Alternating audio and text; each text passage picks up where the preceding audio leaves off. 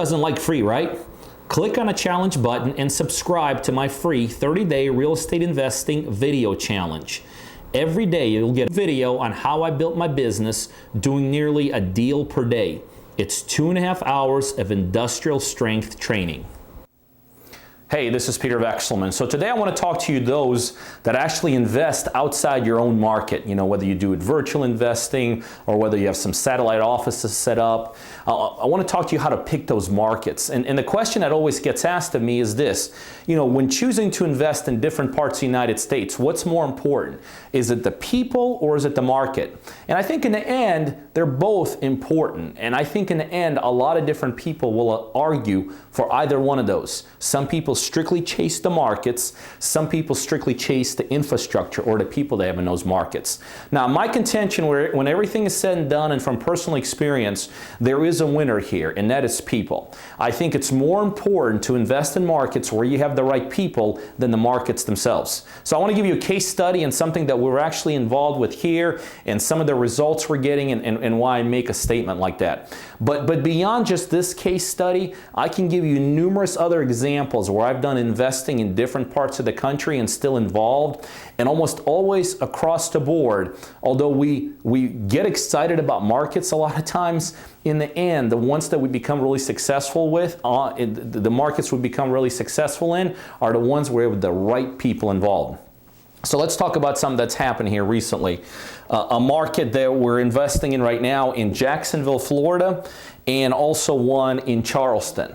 Now, when we started in Charleston, it actually could have been argued that we had the best chance here in the Charleston market. Because in the end, I started out with actually who became a really great friend of mine. His first name is Greg, and he is just a powerhouse in terms of the whole real estate industry. And when I started with him, I felt super duper about the market, and I felt extremely good about the individual I started with. Now, here's what started happening.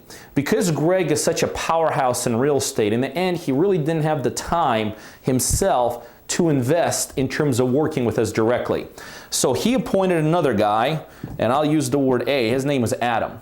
So Adam basically became our infrastructure there, our people, or our link to everything we were doing there. Then we started in Jacksonville some time back, and when we started in Jacksonville, Julie literally made a random phone call to an agency in Jacksonville and literally got a random agent who we knew nothing about, and his name is Ken. So outside looking in, we started out in pretty good, what we would consider to be very good investment grade kind of markets, tremendous upside, growth in them, good weather in them, the kind of things that you're looking for in terms of investors wanting to do deals. Super top of the line guy we started here, ended up with just one of his individuals here, a totally random guy. So here's in the end what started happening. In the end, it became very apparent to us over a couple months, Adam was not up for the job. As good as this market was, and we had tremendous, I think we ultimately got up to 18 deals that we had on the table here. In the end, we closed very few of them.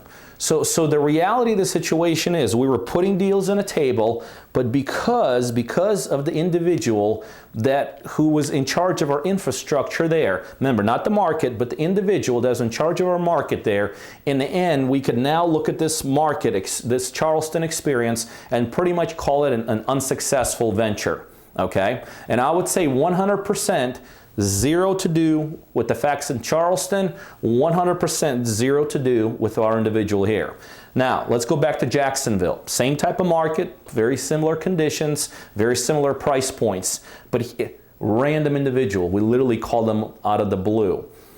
Interestingly enough, Ken became an absolute superstar. An absolute superstar.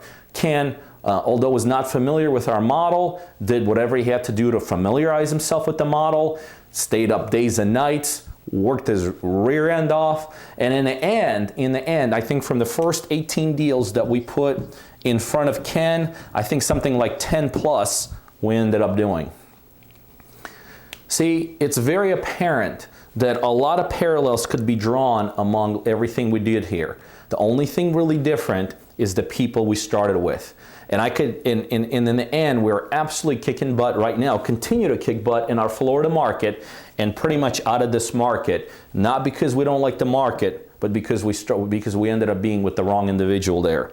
So when you're choosing markets, what do you go with? Do you go with the market, the geographical location, how many properties are selling there, what price points do you have? I think those are all important. I mean, look, if you're going to be doing rental kind of properties, you probably want to be at a price point where rentals make sense. If you want to be retail kind of deals, you want to be at a price point or with an inventory that the market is able to sustain retail kind of deals.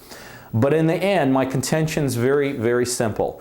In the end, people is what's going to make you or break you in satellite markets or if you're doing virtual type of investing. In my experience, and I can give you examples like this all day long from my personal investing and other people that I know, focus on the people. Focus on developing the right people in your satellite offices or in your satellite locations or in deals that you're doing across the United States. If you develop the right kind of people, the market actually becomes almost secondary because all your focus is on those people. I hope that makes sense. Hey, you guys know what we do here. We do a ton of deals, and I have a one-on-one coaching program where I coach people just like you to help become very, very successful real estate investors. So if you're a buyer or you know other buyers literally all over the world that are looking for deals in the Georgia market, specifically concentrated towards Atlanta, you need to be on our buyers list. By now, you'll see my email scrolling across the screen. Send me an email. Just say, add me to the buyers list. And on a daily basis, you're going to get some terrific, both ROI and equity-driven deals emailed right directly to you. The other thing, if you're looking to become a successful investor, whether you're brand new, just getting started, or whether you're doing it already and you're looking to be a bigger, more sophisticated, more savvy investor, I know I could help you do that. Again, you could either send me an email to learn more about my one-on-one coaching program, or better yet, right below this video, there's a link, coachingbypeter.com. You can go straight there and learn more about how I could help you become very successful in this industry.